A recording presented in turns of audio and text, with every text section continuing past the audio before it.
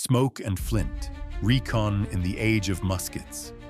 The advent of gunpowder weaponry and the establishment of professional standing armies in the 16th century marked a critical turning point in the evolution of reconnaissance. While the methods of gathering battlefield intelligence remained decentralized and dependent on individual initiative, the structural changes occurring in early modern European militaries began to create space for more specialized roles in observation and reporting. Unlike the irregular levies and feudal banners of the medieval period, early modern armies increasingly relied on formations that required synchronization, centralized command, and deliberate maneuvering. With these new operational demands came a heightened need to understand the terrain ahead, assess enemy positions, and predict movements across larger fronts. Reconnaissance, although not always formally defined, became an essential, if underdeveloped, component of campaign planning. In this era, light cavalry emerged as the primary instrument of forward observation. These mounted units were often equipped with lighter gear and trained for speed, harassment, and screening. The hussars, originally developed in Hungary in the 15th century and adopted widely across Habsburg, Polish, and later French and Prussian armies, exemplify this shift. Hussars were deployed not only for pursuit and raiding, but increasingly to probe ahead of advancing columns, report on enemy dispositions, and maintain a fluid screen between friendly forces and the adversary. Such cavalry reconnaissance operated without the benefit of modern mapping, radio, or centralized doctrine. Scouts were often given vague orders. Observe the roads, determine the enemy's strength, report back if you make contact. Their effectiveness depended largely on individual judgment, familiarity with terrain, and the ability to evade capture. In some campaigns, especially during the 30 Years' War, detachments of light horse ranged far beyond the main army, feeding back reports by courier or riding directly to headquarters. Yet these efforts were hampered by the absence of standardized reporting structures. Information could be delayed, distorted, or simply lost. In addition to hussars, many armies employed dragoons, mounted infantry who could ride to the battlefield and fight dismounted. While not exclusively reconnaissance troops, dragoons were often used in missions that required mobility and independent action.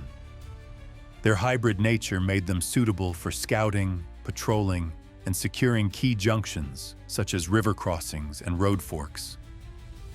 Intelligence collection remained tactical in scope. Armies sought to identify the position and direction of enemy movement, assess possible ambush sites, and understand the road networks that governed logistics.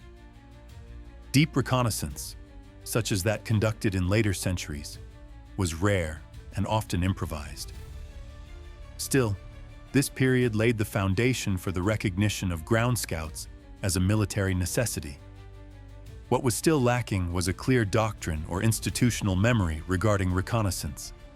Scouts might be rewarded for initiative, but there were few systems to retain their observations in written form, and even fewer to cross-reference them with terrain analysis or cartographic efforts. Instead, commanders tended to rely on verbal briefings, captured prisoners, and local informants, methods that were often unreliable or deliberately misleading. Despite these limitations, the emergence of light cavalry reconnaissance in this period represents a step forward. As wars expanded in scale and complexity, so too did the need for timely and accurate information. This demand would only increase in the coming centuries as campaigns stretched across continents and the fog of war thickened with each passing mile. As European warfare became increasingly centralized and professionalized during the 17th and 18th centuries, the structure of reconnaissance gradually evolved in response. Campaigns were now orchestrated across larger distances, involving multiple corps, coordinated supply lines, and complex maneuvers across varied terrain. With these developments came a greater need for reliable and continuous reconnaissance, not only to support tactical decisions in battle, but also to ensure the cohesion and security of entire operational movements. One of the most significant changes during this period was the integration of reconnaissance into the advance guard. Instead of treating scouting as a separate function conducted only by individual cavalry patrols, many European generals began to embed reconnaissance into the organization of the marching army itself. The advance guard typically consisted of light cavalry supported by small bodies of infantry and engineers. Its purpose was to screen the main force, secure crossings and defiles, identify enemy movements, and relay early warnings to the commander. It was not uncommon for these units to make first contact with the enemy, forcing premature deployments or revealing enemy dispositions through limited engagements. Light cavalry remained central to this task. Hussars, uhlans, and chasseurs à cheval, each national variant adapted to the needs of their respective armies, were tasked with ranging ahead of columns, maintaining pressure on enemy scouts, and denying the adversary access to the same information. Commanders used these troops not just to gather intelligence, but also to shape the flow of information, blinding the enemy while sharpening their own operational picture. At the same time, the emergence of specialized staff officers marked a notable development in the institutional handling of reconnaissance. In many armies, especially the Austrian and Prussian models, junior officers with backgrounds in engineering, artillery, or cartography were assigned to gather terrain data and assist in planning lines of march. These officers would often travel with the advance guard or accompany cavalry patrols to survey river crossings, fortifications, or road conditions. They produced sketch maps, estimated distances, and noted obstacles that could influence the movement of battalions and baggage trains. Though rudimentary, these mapping efforts contributed to the growing body of pre-battle planning materials available to general staffs. These officers were often trained in topographical analysis, and some states began to sponsor the development of military map libraries and standardized surveys. For instance, the Austrian staff under Prince de Ligne and later Archduke Charles emphasized the importance of strategic mapping in planning their campaigns against the French during the Revolutionary Wars. Though not intelligence officers in the modern sense, these staffers played a pivotal role in transforming reconnaissance data into actionable campaign guidance. The reliability of information, however, remained a persistent problem. Communications were slow, and even well-trained scouts were limited by the range of their own visibility and the constraints of time.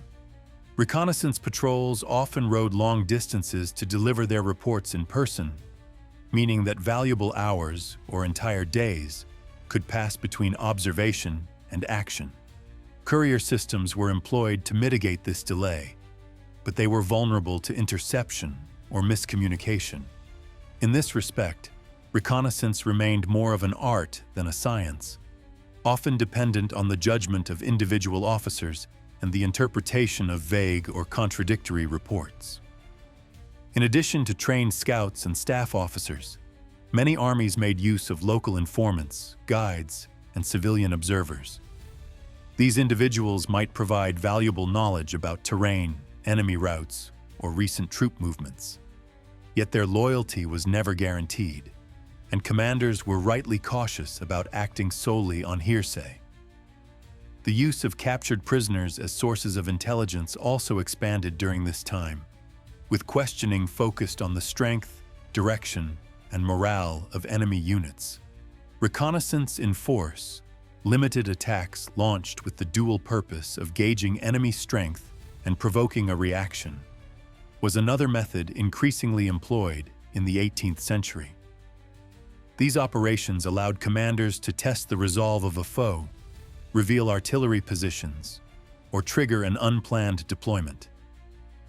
While risky, such actions could provide critical insights when traditional scouting methods failed. Though no standardized doctrine for reconnaissance yet existed, the institutional attitude toward information was beginning to change. Generals such as Frederick the Great emphasized maneuver warfare and the importance of knowing the ground. His operational principles, laid out in his military writings, reflected an awareness that victory often hinged not just on battlefield performance, but on the ability to shape engagements before they began. By denying the enemy initiative, exploiting surprise, and understanding terrain, this period saw reconnaissance transition from a purely tactical practice to one with operational implications. It was no longer enough to scout the next hill or woodline. Armies now sought to dominate whole regions, rivers, valleys, crossroads, and mountain passes, through a blend of scouting, map-making, and advanced screening. In doing so, they set the stage for the more complex and integrated reconnaissance efforts that would appear in the colonial theaters and Napoleonic wars to come. While European reconnaissance practices during the 17th and 18th centuries centered on structured campaigns and formal military doctrine, colonial theaters, particularly in North America, presented entirely different challenges. In these environments, terrain, climate, and the decentralized nature of warfare forced armies to adopt new approaches to reconnaissance, many of which fell outside the traditional structure of cavalry scouting and staff-driven mapping. These adaptations were often shaped by necessity, improvisation, and an intimate familiarity with the natural landscape. Nowhere was this more evident than in the operations of Rogers' Rangers during the French and Indian War, 1754 to 1763, the North American theater of the global 7 Years' War. Formed in 1755 and commanded by Major Robert Rogers, the Rangers represented a deliberate departure from the conventions of European military scouting. They were not cavalrymen or aristocratic officers, but frontiersmen, hunters, and colonial volunteers trained in wilderness survival, irregular movement, and intelligence gathering. Operating deep in contested territory, often well beyond formal lines of supply, Rogers' Rangers specialized in long-range patrols, ambushes, observation posts, and rapid withdrawal tactics. They gathered intelligence on French troop movements, mapped uncharted trails, documented fort positions, and disrupted enemy supply chains. Their knowledge of forest terrain, coupled with a flexible command structure and ability to operate in small, self-sustaining units, made them ideally suited to reconnaissance in the rugged, forested terrain of New England, upstate New York, and Canada. Unlike European light cavalry, which required roads and open fields, the Rangers moved through thickets, across frozen rivers, and over mountain trails. Their scouting techniques included silent movement, camouflage, use of natural observation posts, and tracking enemy trails, skills borrowed heavily from both indigenous allies and the hard-earned experience of colonial life. Rangers learned to interpret environmental signs, broken branches, disturbed snow, or extinguished campfires as clues to enemy passage. To systematize their methods, Rogers issued a now famous set of standing orders, including practical reconnaissance instructions. Don't ever march home the same way. Take a different route so you won't be ambushed. Don't sleep beyond dawn. The enemy has a habit of attacking early. These rules reflected an operational logic built on stealth, adaptability, and information superiority, tenets that would echo in later special operations doctrine. While not a formal reconnaissance corps in the European sense, Rogers' Rangers filled an intelligence void in a theater where traditional methods were ineffective. Their patrols were not only observational, but also disruptive, shaping the enemy's perception of British movement and capability. often operating in extreme weather with minimal resupply. The Rangers demonstrated that effective reconnaissance required not only courage but endurance, initiative, and mastery of terrain. Their most famous operation, the Raid on St. Francis, 1759, typified both the capabilities and risks of irregular reconnaissance. Rogers led over 140 men on a 300-mile round trip through enemy-held territory to strike a village used as a staging ground for raids into British settlements. Though tactically successful, the mission revealed the limits of deep-range reconnaissance. The Rangers suffered from hunger, exposure, and high casualties during the exfiltration. Nevertheless, the operation demonstrated that small units could penetrate deep into contested terrain, gather intelligence, and exert strategic influence far beyond their numbers. Even more importantly, the principles of reconnaissance they embodied persisted. Their use of camouflage, independent fire, and movement, dispersed formations, and mission-specific orders would echo in the creation of later light infantry and special forces units. In many respects, Rogers' Rangers formed a bridge between reconnaissance as a loosely defined necessity and reconnaissance as a deliberate, trained capability, one that acknowledged the unique demands of terrain, mission, and enemy disposition. The rise of Napoleonic warfare in the late 18th and early 19th centuries brought with it a new level of complexity in the conduct of reconnaissance. With the movement of corps-sized formations across multiple axes of advance, often over hundreds of miles, the need for accurate, timely, and continuous intelligence became a central concern in campaign planning. Napoleon Bonaparte, in particular, placed great emphasis on operational tempo and maneuver warfare, an approach that demanded reliable reconnaissance not only to react to the enemy, but to preempt and exploit their movements. The Napoleonic system refined the advance guard into a more formalized and integrated formation. These forces typically included detachments of light cavalry, light infantry, voltigeurs or chasseurs à pied, and occasionally engineers or artillery scouts. Their roles were multi-layered: to identify enemy dispositions, secure key crossings or road junctions, screen the main body from enemy observation, and when necessary, engage in limited skirmishes to provoke or confirm enemy strength. The corps d'armée structure pioneered by Napoleon relied on this kind of forward element to maintain both operational flexibility and security. Among the most relied upon cavalry types were the chasseurs à cheval, hussars, and lancers. These light cavalrymen were trained to ride fast, fight in skirmish formation, and operate with relative independence. Their missions included route reconnaissance, pursuit, screening retreats, and capturing prisoners for intelligence purposes. Because they could travel quickly across roads or trails and dismount to assess terrain, they were among the most versatile reconnaissance assets of the era. Napoleon's use of reconnaissance was not only tactical, but strategic. Before major battles, he routinely relied on cavalry patrols and local intelligence to map enemy deployments. During the Ulm campaign of 1805, for example, he used cavalry screens to obscure his own troop movements, while allowing his advance elements to locate and encircle the Austrian army. Deception, delay, and movement were interwoven with reconnaissance, each feeding into the other. By denying the Austrians a clear view of French positions while feeding on constant updates from his own scouts, Napoleon was able to trap and force the surrender of an entire enemy force without a major battle. In addition to cavalry and skirmishers, Napoleon benefited from a growing staff officer system, which allowed for more centralized planning based on field reports. Officers trained in topographical reconnaissance were tasked with producing or updating campaign maps, especially river crossings, mountain passes, and road conditions.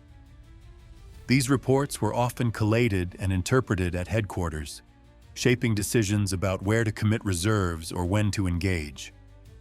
While not a fully developed general staff in the later Prussian sense, the Napoleonic model moved significantly toward the integration of reconnaissance into a broader operational planning framework.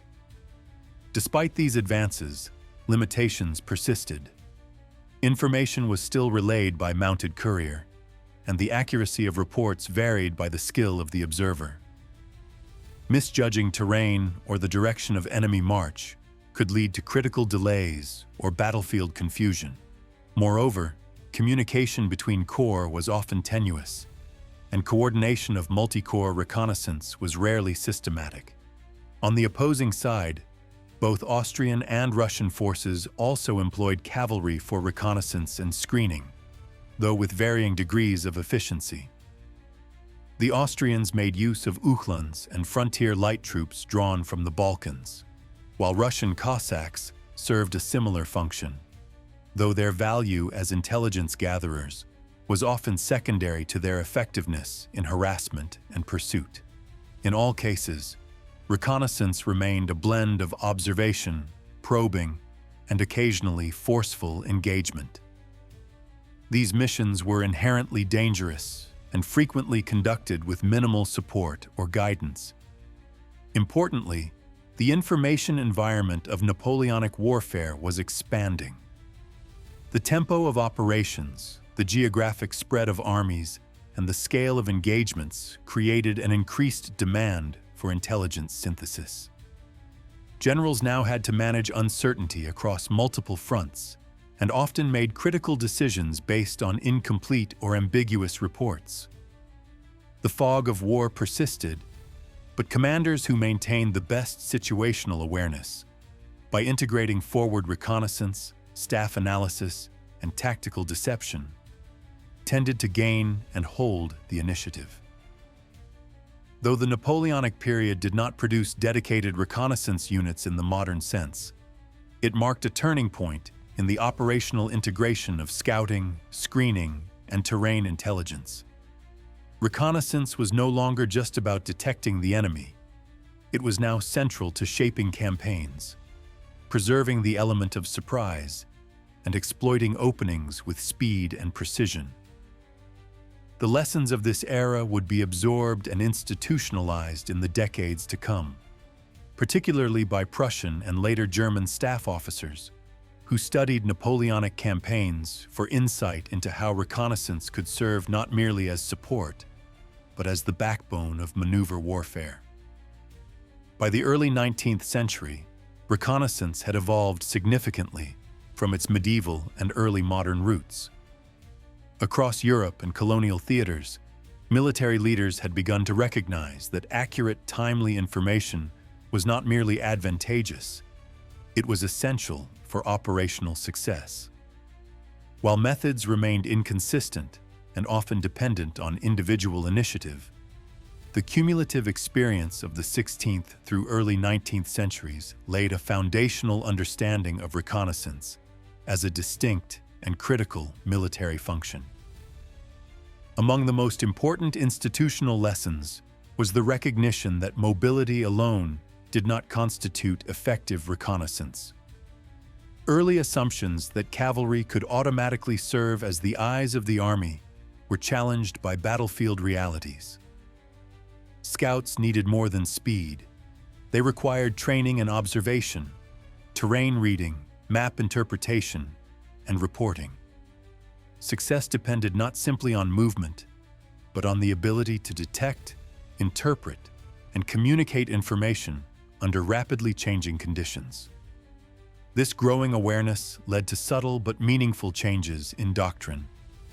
While few armies yet maintained permanent reconnaissance units, many had begun to allocate specific responsibilities to light troops and staff officers tasked with gathering and managing information.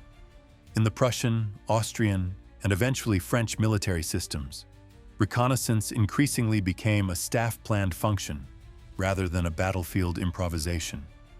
The Napoleonic campaigns also reinforced the value of intelligence synthesis.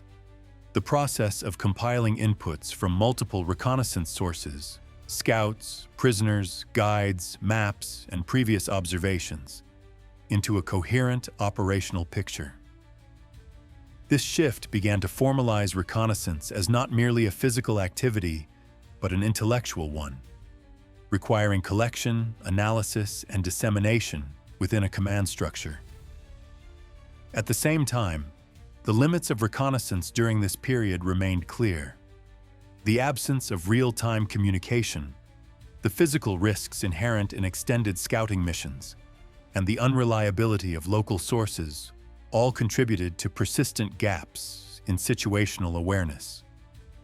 These limitations would not be fully addressed until the development of telegraphic communication, aerial observation, and motorized mobility later in the 19th century. However, commanders increasingly worked around these constraints by employing layered systems of advance guards, cavalry screens, and exploratory patrols designed to build a picture of the enemy through indirect observation and controlled contact. The institutional memory of these experiences began to coalesce most clearly in Prussia, where military theorists such as Karl von Clausewitz and Helmuth von Moltke the Elder analyzed the importance of reconnaissance in operational planning. Clausewitz, in his writings, repeatedly emphasized the role of uncertainty in war and the need for commanders to act with imperfect information. His framing of reconnaissance as part of the commander's ongoing struggle to reduce the fog of war would heavily influence 19th century doctrine. Moreover, the lessons of colonial and frontier reconnaissance, especially those learned from irregular forces like Rogers Rangers, remained embedded in the military cultures of Britain and the United States. These traditions would resurface in future conflicts, particularly in the use of scout units in the American Civil War, and the eventual development of specialized reconnaissance detachments in colonial campaigns across Africa and Asia. As the 19th century progressed, technological and organizational developments began to reshape the reconnaissance landscape. Improved cartography, the use of trained topographers, the spread of standardized surveying systems, and the introduction of permanent military staff colleges helped institutionalize reconnaissance as both an art and a science. By mid-century, many armies were training specific officers in topographical reconnaissance, battlefield sketching, and intelligence management. A dramatic evolution from the informal patrols of previous generations. In sum, the period from the 1500s through the Napoleonic Wars represents the formative era of professional reconnaissance. It was a time when armies learned, often by trial and error, that information was a resource requiring deliberate management. From the cavalry screens of Frederick the Great to the wilderness patrols of Rogers Rangers, from the engineer maps of Austrian staff officers to the horse-mounted scouts of Napoleon's campaigns, the groundwork was laid for the modern reconnaissance systems of the industrial age. As warfare prepared to enter an era of railroads, telegraphs, and mechanized armies, the reconnaissance mission would adapt once more, this time not only on the ground, but in the air. But before aircraft and wireless reports would revolutionize the intelligence cycle, the lessons of smoke, Flint, and foot patrols would remain the basis for every modern recon soldier who stepped into the unknown to find the enemy first.